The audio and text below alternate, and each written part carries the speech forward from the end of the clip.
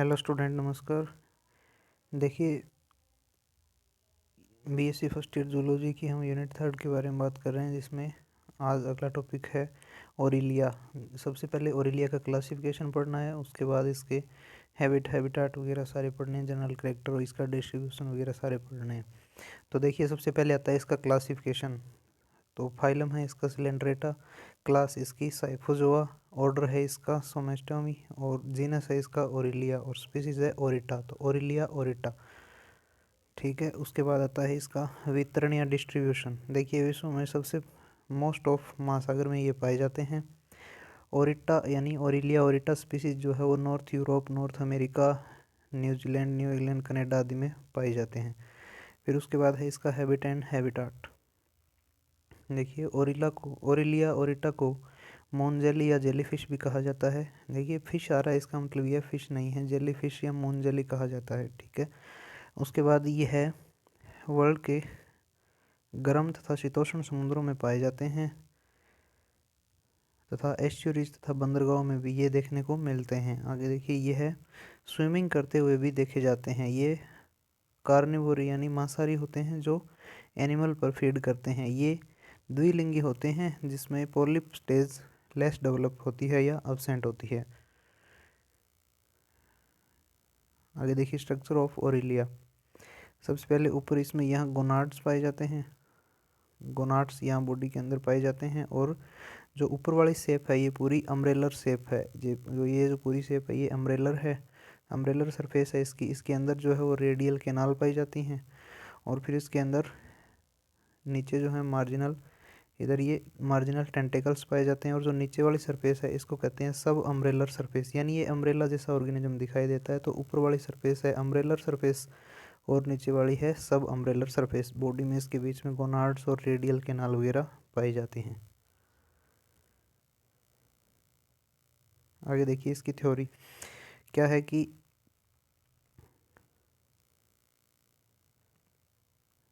इसकी थ्योरी के अंदर जेलीफिश एक ट्रू फिश नहीं है।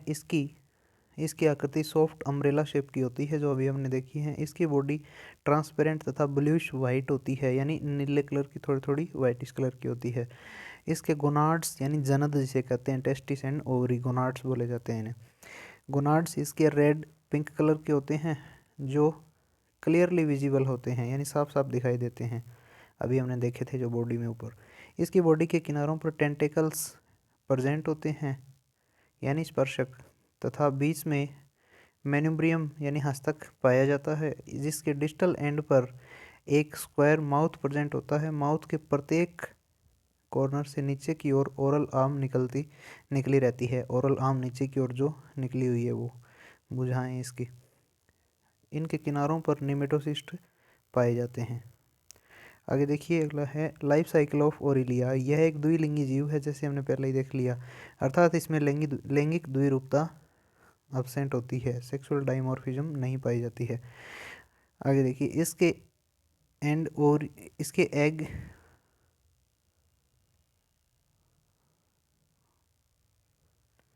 ओरी दिखने में समान होते हैं। आगे देखिए, इसकी मेडुसा स्टेज में घोड़े की नाल के आकार की यानी हॉर्स जो होती हैं, घोड़े की नाल के आकार के 4 गोनाड्स पाए जाते हैं जो रेड तथा पिंक कलर के होते हैं। ओवम एंड स्पर्म मैच्योर होने के बाद माउथ की ओर से वाटर करंट के साथ ओरल आर्म में भेज दिए जाते हैं, जहाँ से ये लोड कर दिए जाते हैं या भेज दिए जाते हैं, यानी जो ओरल आर्म है नीचे की ओर वहाँ से बॉडी के अंदर भेज दिए जाते हैं।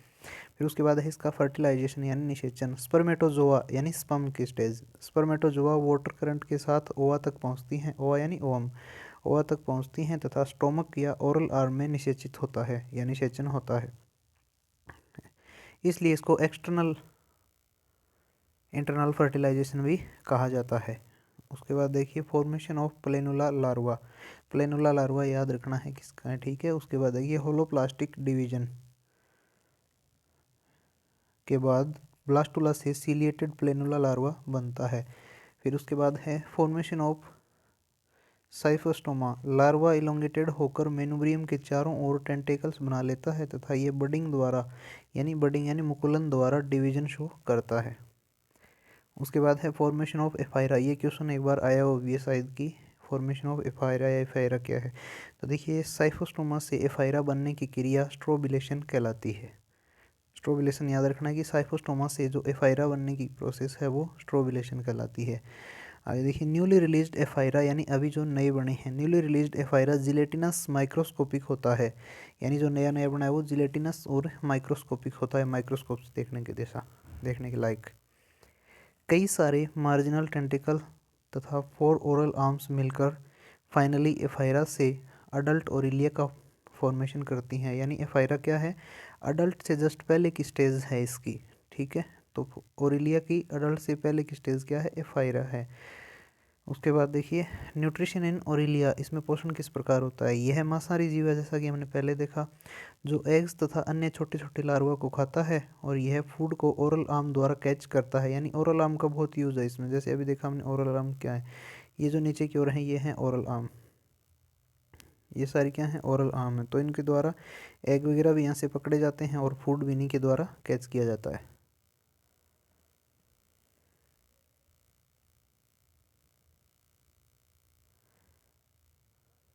न्यूट्रिशन इन ओरिलिया, यह मांसाहारी जीव है जो एग्स तथा अन्य छोटे छोटे लार्वा को खाता है। ये फूड को ओरल आर्म द्वारा कैच करता है। बट इसमें सीलियरी फिल्टर फीडिंग भी पाई जाती है। सीलियरी फिल्टर फीडिंग यानी फिल्टर करके वाटर को बाहर भेज देना और फूड के पार्टिकल बॉडी के अंदर रख लेना। जैसे ही ऑर्गेनिज्म ओरिलिया के पास आता है तो इसकी सब अम्ब्रेलर सरफेस में फंस जाता है। यानी जो नीचे की सरफेस है उसके अंदर फंस जाता है तथा ओरल आर्म्स द्वारा माउथ में ट्रांसफ़र कर दिया जाता है। यानी जैसे ही ऑर्गेनिज्म इसके नीचे आया तो ओरल आर्म्स के द्वारा इसको कैच कर लिया जाएगा सब अम्ब्रेलर सरफेस की ओर से।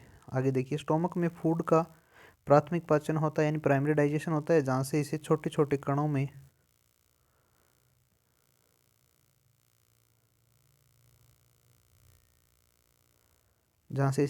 कणों में तोड़ दिया जाता है। इसके बाद फूड को वैक्यूल में एंटर करवाया जाता है, जहाँ इसका इंट्रासेल्युलर डाइजेशन होता है। यहाँ एंजाइम्स के द्वारा प्रोटीन, कार्बोहाइड्रेट तथा फैट आदि को डाइजेस्ट किया जाता है इंट्रासेल्युलर डाइजेशन में।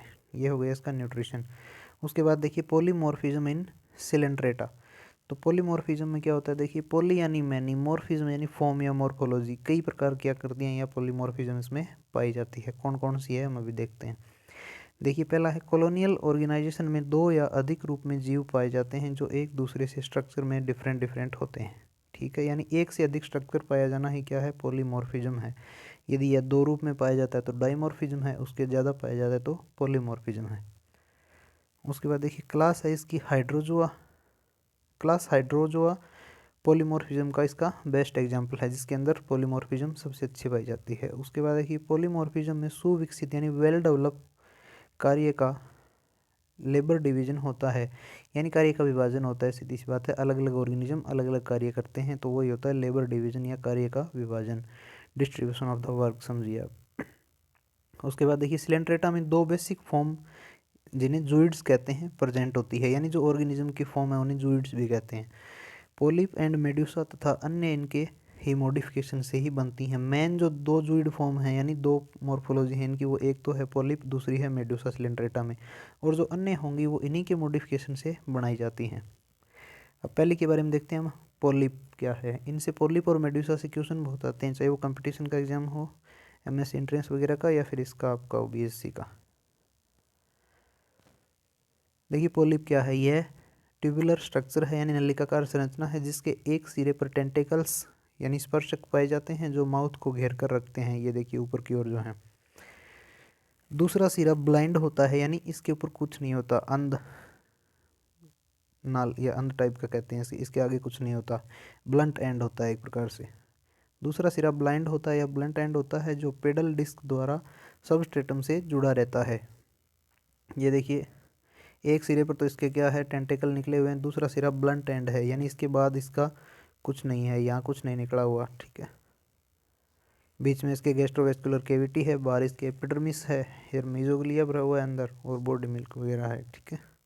ये इसकी पोलिप स्टेज। उसके बाद आती है मेड्यूसा स्टेज।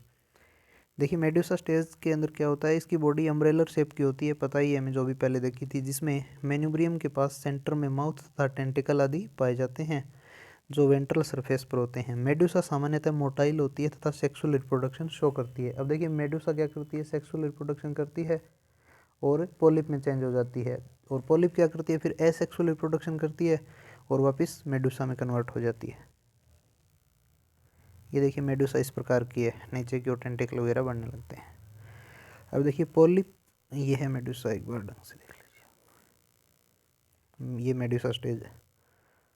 उसके बाद आ जाते हैं पैटर्न्स ऑफ पॉलीमॉर्फिज्म, यानी इसके पैटर्न क्या है। ये हाइड्रोजोआ के विभिन्न समूहों में पाए जाते हैं।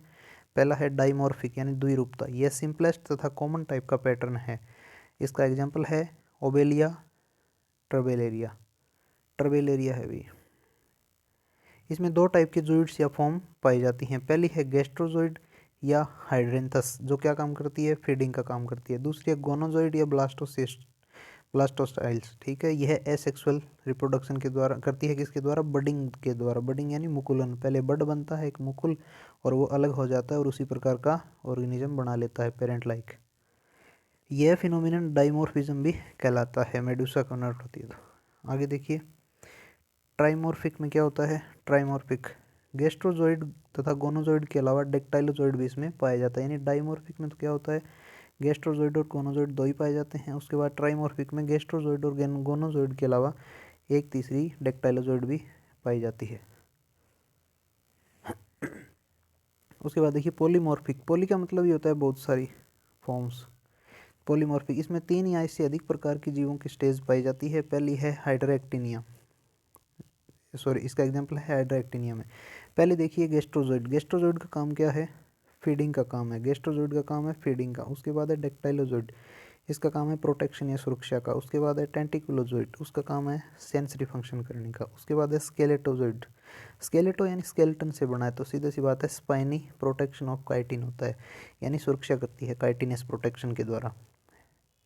उसके बाद लास्ट है गोनोजॉइड यानी रिप्रोडक्टिव। गोनो का मतलब आप गोनाड से समझिए, जनद, टेस्टिस एंड ओवरी, तो उनका क्या काम है, रिप्रोडक्टिव फंक्शन करना है। तो इतने स्टेज हैं इसमें पॉलीमॉर्फिज्म में। आगे देखिए पॉलीप्लॉइड जॉइड्स निम्न प्रकार की होती हैं। अब एक एक की डिटेल है इसमें कि गैस्ट्रोजॉइड यह है पोषकीय पॉलिप स्टेज होती है जो कॉलोनी में न्यूट्रिशन का काम करती है। इसके हाइपोस्टोम के टिप पर माउथ प्रेजेंट होता है। बेस के पास यानी आधार के पास एक लंबी यानी लॉन्ग सिंगल कॉन्ट्रेक्टाइल टेंटिकल पाई जाती है जिससे निमेटोसिस्ट जुड़ी रहती है। यह प्रे यानी शिकार को कैच करता है तथा इसका डाइजेशन करता है। ये देखिए इस प्रकार निमेटोसिस्ट पाई जाती है नीचे, और इसी से क्या करता है, शिकार को कैच करता है और खा जाता है। उसके बाद देखिए डेक्टाइलोजॉइड, इन्हें पॉलीफिडर या टेस्टर्स कहते हैं। यह गैस्ट्रोजॉइड के साथ मैच करते हैं। इनमें माउथ शो नहीं होता है, यानी माउथ दिखाई इनमें नहीं देता है। इसके टेंटिकल्स अनब्रांच्ड होती हैं, यानी ब्रांच नहीं होती है इनके टेंटिकल स्पर्शक में। फाइसेलिया में टेंटिकल बहुत लंबी होती हैं, इनका कार्य प्रोटेक्शन का होता है। अब देखिए फाइसेलिया की टेंटिकल कितनी लंबी है, ठीक है। ये जो है फाइसेलिया की टेंटिकल है कंप्लीट। उसके बाद देखिए गोनोजॉइड, है गोनोजॉइड यानी गोनाड्स वाली रिप्रोडक्टिव जॉइड्स है, मैंने पहले भी देखा है। इसमें माउथ अब्सेंट होता है। फाइसेलिया में गोनोजॉइड्स ब्रांच्ड होता है जिन पर क्लस्टर्स होता है। ये CLU होगा यहाँ पे क्लस्टर्स, यहाँ पे CLU होगा क्लस्टर्स, यानी ग्रुप के रूप में गोनोफोर या गोनोप्लाज्म पाए जाते हैं, गोनोपोर पाए जाते हैं। गोनोजॉइड्स मेडुसा उत्पन्न करते हैं जिन्हें गोनोफोर कहते हैं, ठीक है। ये है इसका डायग्राम। तो इसमें माउथ वगैरह ढंग से नहीं दिख रहा होता है, एब्सेंट होता है, ठीक है। इसके बाद देखेंगे हम कोरल रीफ के बारे में। ये हो गया ओरेलिया का कंप्लीट। तो क्वेश्चन आया हुआ है, ये ध्यान से पढ़ लेना। Okay, thank you.